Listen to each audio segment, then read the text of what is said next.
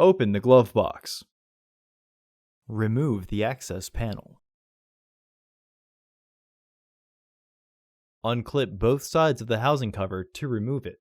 Remove the old filter from the housing and clean out any debris inside.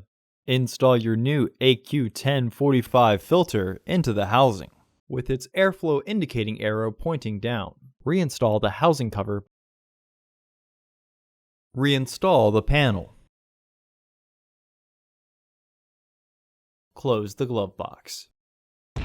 Order your parts today at filterheads.com. Also, please like our video and subscribe to our channel so you won't miss any new content.